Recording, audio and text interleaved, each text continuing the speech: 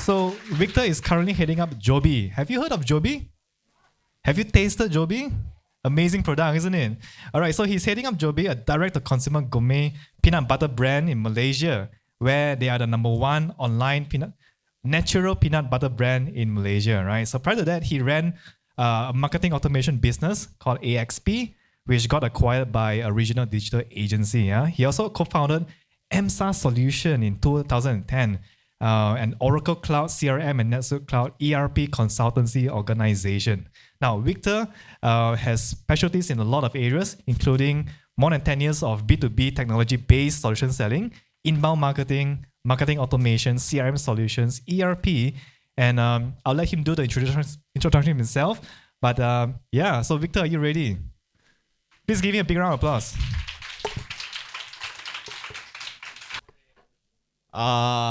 Honestly, I'm quite surprised there's so many people despite the traffic. I was late actually. Okay, do I have a clicker or I just say next? Okay, cool. Yeah, good question that he asked, and usually one that I ask as well is how many people have actually tried our peanut butter? Maybe a show of hands. Okay, not everyone, which is good, which means there's more market to capture, right? For those who have not heard about this, we've been around for about actually close to 10 years. It's just in the past 3 years, it's a bit more pronounced, right? And I'm actually not the founder, okay? Joseph and Debbie is the co-founder. Joseph, Debbie, and hence Jobbie. All right, it's really the combination of their names. And I came in only about 3 years back, and I basically brought in investors, and then I helped scale up the business digitally. My strength is in the digital arena. That's why I fashioned the business more to my strength, right?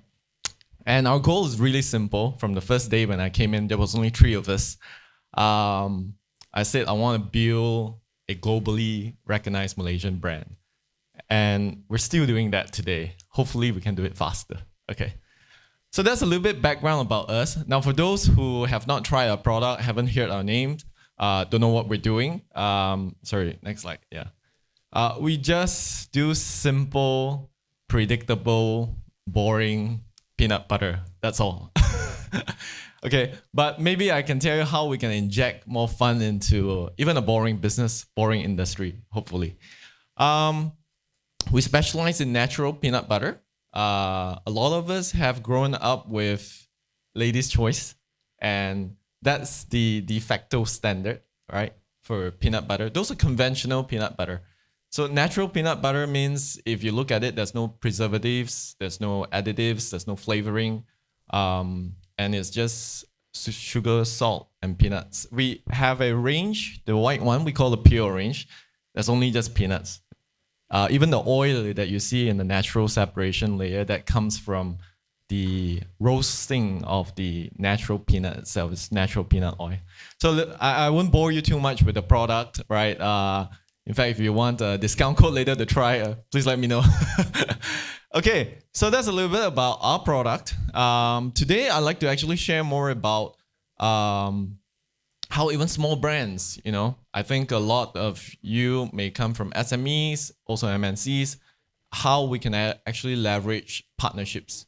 So my discussion today will be actually sharing from our point of view, how I view partnerships personally, and I'll give you a few examples how we do it when we were small, to medium, to currently where we are as well, and then where I see it moving forward in the future. Okay, so next slide. Right now, we are quite diverse in terms of our sales channel. We started online, basically, direct to consumer. So most of our sales was initially was actually 90% online. Okay, but after the pandemic, or during the MCO period, I saw an opportunity to say, okay, if everyone's going online, maybe we should go offline. Less competition, right? I guess it's a good timing as well, because when there's less competition in things, you can dictate your terms, or at least ask more favorable terms. And of course, a situation doesn't always last that long, the heydays. So I knew that, but I just don't know when, right? When the pandemic will end. But I said, okay, let's get into it, because ultimately, when we looked at the data, 95% of sales in Malaysia is still done offline, retail. Okay, despite whatever we want to say about digital, no chops to Ruben. I know he's a digital marketing. Probably most of us are all digital. That's the growth area, yeah. But it's just the current scenario in Malaysia, in our context, 5% is actually nothing. So if we look at US, China, they're 10, 15% even, right? So it's very limited for us, and we know that if we top it, there's no more growth. We can't tap it already. Yeah, that's why we also expanded to offline, and we begin with only Jaya Grocer, and this 2 years really paid off. Now we're in most of the major grocers and retailers, but there are many more that you cannot even see a brand in there, like Speed Mart, convenience, right? Lotus used to be Tesco. So now, why I'm sharing about partnership is because as a small brand, you can see all my team members there just now, a total of 6, maybe some part-time members, you can get 7 and 10. How do we even get into retail? Retail is really hard game for us because is anyone from retail here, or in their products on retail, marketing on retail? Oh no, wow, okay. Retail is a really hard and expensive game. You have long payment terms, typically 60 days. Listing fees are crazy. Before you go in, you already paid at least 30, 40,000 minimum, right? The more products you have, the more expensive it gets. We only have 4 products as our core base products, okay? So how do we make ourselves attractive? I'll share a few examples, and hopefully it can inspire you to do the same for your organization, whether you're B2B or B2C business, okay? Next slide. So when we look at partnerships, this is what is important for us. It's not about the money part. Of course, at the end it is, right? But the objective of the partnership is never about sales, at least for us, okay? When we enter into any partnerships, when we how do I put it? When we consider even any partnerships, potential partnerships, we look at brand awareness and distribution first. Does it help in either of those areas? If it does, then we go in. If not, we won't even start. So if you look at a lot of Jobbie's collaboration, we don't simply just bundle in products. Some we are very opportunistic. Yes, we do, okay? But those are very after careful consideration to say, hey, that's going to help us increase the distribution, increase our reach to people who may not potentially look at our product as a peanut butter, right? So these are a few things that I use as my guiding principle to whether explore or not explore a partnership. One is that would it, and this cuts both ways, yeah? It's not only for our end, is that would it improve the brand visibility for both parties? Right? We must be able to provide equal value, or at least significant value, to our partners. And then second is, does it help both brands reach new audience? And I'm going to show you a few of these principles in action with some of the examples later. Can we utilize the partnership to do R&D? Resource very limited in an SME. So I cannot commission a new product and take 6 months, right? And God knows how much raw materials and manufacturing that is required. So when we can leverage that opportunity to say, okay, I'm going to create a new product for this brand that helps into our R&D, and then it may turn into a permanent product as well, okay? And then, of course, does it help us lower the customer acquisition cost? I guess most of here are marketers, is it? Who is a marketing title on?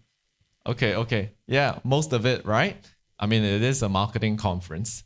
So very important to us that it lowers our cost of customer acquisition, because if we're gonna spend 10,000 ringgit in an ads, paid ads, versus I'm gonna put 10,000 into developing a product and still getting the customer at lower cost, I'll definitely go for partnerships, definitely. And of course, the target demographic has to be complementary. We don't do it just for the sake of doing it. Sometimes it may not appear complementary. So you gotta really dive down to data, okay? So, yeah, next slide. Okay, yeah. I want to share the first, this was when I was in Singapore still working voluntarily with Jobbie. I was mentoring them basically. And okay, they are shut down right now, this logo, Honest Bee, okay. They are online grocer. But back then they were doing pretty good in Singapore. They're even pioneering like cashless, the Amazon type of QR code purchase. When you walk in and you take the products, you can walk out. I just did what I could. I was in a marketing role, helping a property portal firm, and we were in the startup area. And I said, okay, I've got a grocery startup here. Can I partner with them to get our products in? It was just, I think about 8 or 10 cartons. I had to drive all the way from Malaysia and pass through the immigration. And the immigration even asked, did you pay taxes for this? I said, no, I'm bringing it for, okay, don't do this, right? I said, I'm bringing it for a conference, so non-taxable, I'm not going to sell. So anyways, right, the officer was like, okay, this time around, you're fine. Right? Very, very kind officer there. And yes, that's how we got our products into Honest Bee. And even minute data. My goal actually was not to sell to make money, because if we were to sell, I think we can sell off this in Malaysia. So I just want to prove that we can get in, sometimes maybe at a small expense, and I can get the data. So once we list it in, I could show the data to all the other retailers, and I said, in less than a month, when we list, we sold out. We got number 1 in the sales, and there's no marketing involved. So that's natural organic data. It's not a lot, but at least it's better going to the partners empty-handed, because to the retailers, like I said, this is a pro tip or life hack for retailers. If you want to get into retailers, you have to understand from their end, it's a risk. Especially if a brand is never here. So it's shelf space is very important. People pay for it, right? So why should I put your brand there? But if you have some data to tell them that, hey, this is going to work, and we've made it work before, so then they'll be more comfortable, okay? So that's how we sort of growth hack it in the beginning. And like I said, all the lessons here are very applicable. I try and consider all sizes of the organization. So this is like startup era, okay, 3 years back when I first started. Next slide, please. So after that, when I got back to Malaysia, and I said, okay, how do we grow customers really big? And at that point in time, all these e-payments were still very new, yeah? This is, and you can see AirAsia Wi-Fi there. It's known as AirAsia Shop today, right? In the app, there's a super app right now. But when they started, it's called AirAsia Wi-Fi, and before that, it was called Rocky, yeah? But again, data is very important, especially in digital. So for me, I knew what the partners need. So I said, okay, what do they want? They also want to acquire customers, isn't it? And they want to train a behavior to be comfortable to use the digital payments. I said, okay, we've got about, I think back then was about 40,000 customers. And I said, look, if you make a good deal for our customers, I'm sure they will come in and buy. And you can encourage that 40,000 customers based on that purchase. So that deal was actually all funded by AirAsia Wi-Fi, by Touch and Go, by Grab. We didn't have to pay a single cent. But win-win scenario, we knew what we have. I think today it may not be applicable anymore because they are past that growth acquisition, user acquisition stage, right? So you have to consider what your partners need. At that point in time, I come from the tech industry. I understood, they're going to pay 50 ringgit, 100 ringgit just to acquire a user. Why? Because once you're in GrabPay, You're going to spend thousands of dollars a year, right? Possibly even more. So anyway, that's how we look at a win-win-win scenario, right? Win for us, where we get to access the customer base, probably get some co-marketing fund. Second is for them to get customers. And then third is for our customers to get something more affordable. And also for new customers to get on board, okay? So that's the second strategy that you may possibly use, but maybe in a different onset today, yeah? Yes. So then I'm just going to give you a few other examples of what we did which were not profitable. And it was a flyer risk at the beginning, you see. One of our most successful ones is actually Yao Yao. But it was a limited edition. However, when we approached it, my goal was to actually position peanut butter beyond just a spread on your bread. So we were thinking, what about ice cream toppings? What about ingredient in a cake or cookie or whatnot, like Oreo, right? You can put in ice cream and all this. So I said, okay, that's where we want to fashion it. We have to do something, even if you have to start. So it didn't start with Yao Yao, actually. It started with another product called agate, which I'll show you in the next slide. But that actually propelled us. So start, even if it's small, that's my advice. Start so that when we approach Yao Yao at that point in time, we say, we've done it. We know how to make it possible, and we have collaborated with food partners before as a food ingredient. So that's how we secure that partnership with Yao Yao. Again, we're also very lucky that they considered to work with us. Yeah. So I won't talk too much about the food product partnerships. I'll give you an unlikely one, which is this. It's a t-shirt, oversized t-shirt. And the brand is called Miss Claire. She's a very good founder. She's been around for about 10, 15, 20 years in the fashion industry. Self-funded. But this demographic is for plus-size t-shirts, apparel wear and all this, right? And I have no direct correlation on how it actually measures. And I said, how is fashion going to go with peanut butter? I just thought it was a cool idea, right? That, my brand is on the t-shirt and I've got people wearing it. And actually people buy it. It wasn't given out for free. It got sold out. I was like, oh, okay, that's a very fervent brand. But the insight actually came from the partner. I said, how does this make sense? I appreciate it that you want a partner. I like to partner. I want to make sure I provide value to you. So Miko, her name. So Miko just told me that, hey, she's also very tech-oriented. She's a computer science graduate.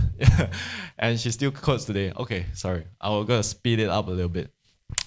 And basically, she just came to me and said, do you know that every year we send out appreciation gifts and it's all food related for our customers? Oh, okay, I didn't know that. So I thought it was quite complimentary and we should try it out. So we tried it out and good, we reached new customers, yeah? Okay, next slide. I'm going to speed it up a bit, got a reminder.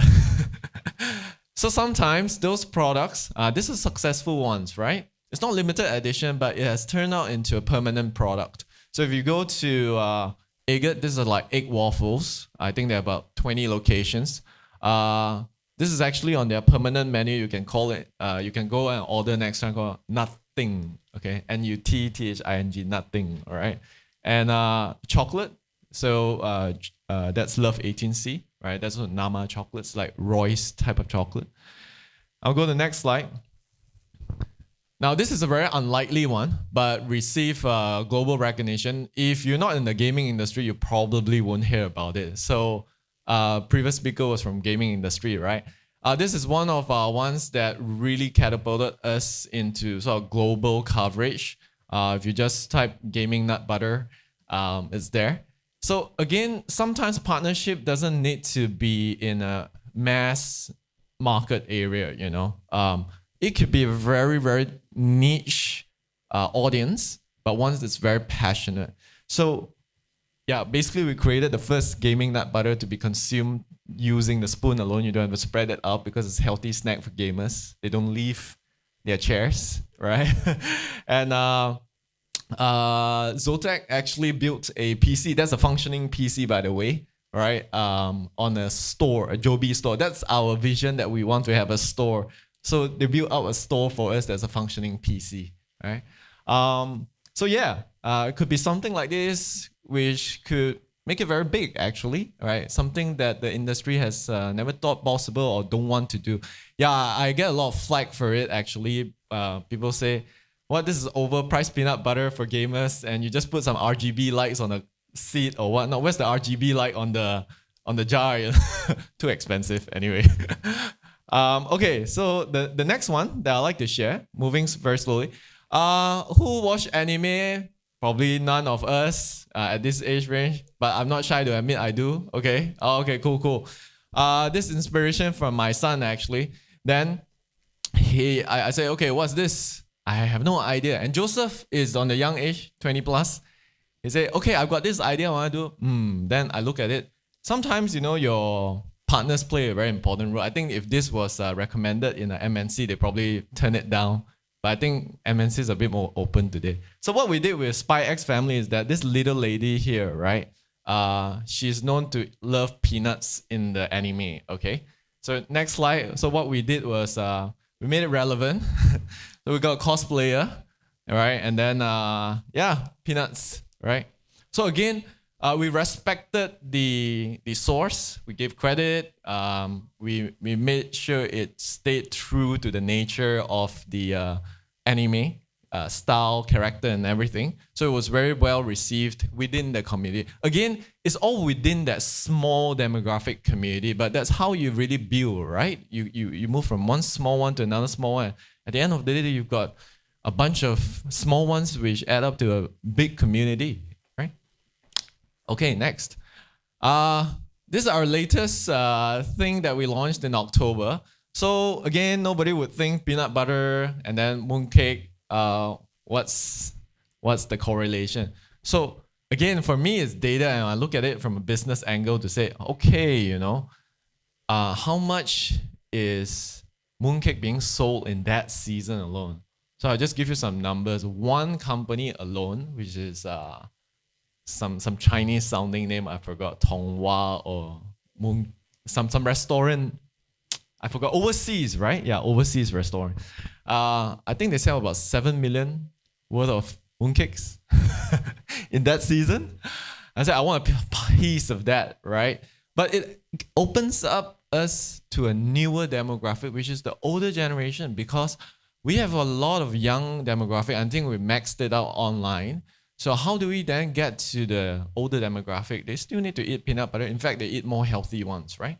And this was one of the ways we connect to it. And of course, we want to do it in a special way. This has NFT, it's a crypto moon crib. So you got to make it still stay relevant. It's a collaboration with Vanilla Crib. They're the largest meal crib chain in Malaysia. Yeah. So anyways, I have to cut it short, and I managed to cover all the slides, right? I hope I give you some ideas of how to approach partnership specifically in your industry. I know it's a very B2C, but I come from a B2B industry as well. I think the same sort of fun and fresh approach can be injected into a lot of other industries too, okay? Probably with a new perspective. Happy to take questions. If you all want to connect, can send me an email on my website too. Yeah. All right. So the first question is, what's the coupon code? Victor20. So cliche, right? All right. We're going to put up this thing here again. We're going to take some questions from the floor, and we're going to direct them to Victor here. Okay. So go ahead. Ask the best questions. Anyway, my marketing manager is also here. Andy, you can stand up. Then you can ask him if I'm not around anyone later.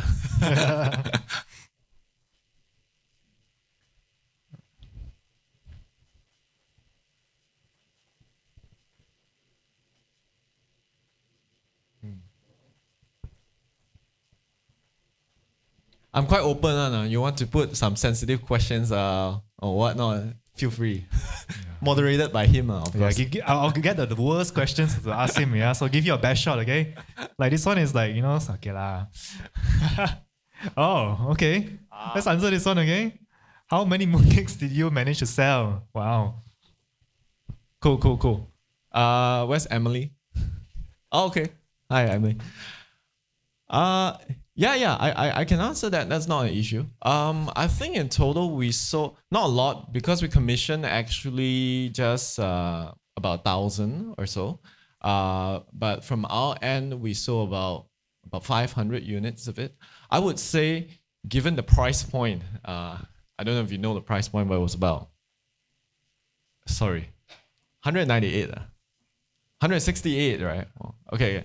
Yeah, it was 148 or 168. Yeah, of course we had to we get some discounts and slash it to 128 and whatnot. So we sold about 500 of that. I think it's actually okay because I didn't see it, like I said, right? When I looked at the partnership, I didn't see it as a way to just make money itself, right, from that particular product.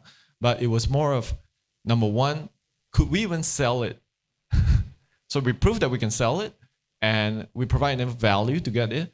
Did we make mistakes along the way? Sure, of course. I think some people even commented on the product not tasting good. Yes, point taken, we'll improve the next. But it actually shows us that our existing customer base is actually strong enough to support new product launches. And I think next year we'll be doing something more non-NFT, non-crypto stuff, right? But more down to earth.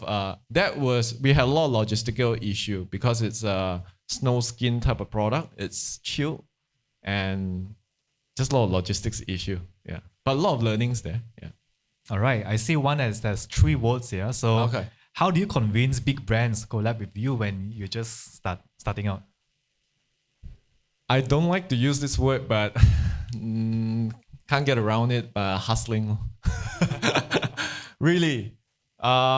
So a few examples how it could help, right? From personally is one, let's say to get to Jaya Grocer, I really had to, we emailed, we cold called and everything, but it didn't work. At the end of the day, I just called someone who knows someone who knows someone, and I said, "Can you tell me who is heading up Jaya's Grocer procurement?" He said, "Okay, they gave me a name, but they are not giving me the phone number and whatnot. But I know where the Jaya Grocer office is, right?"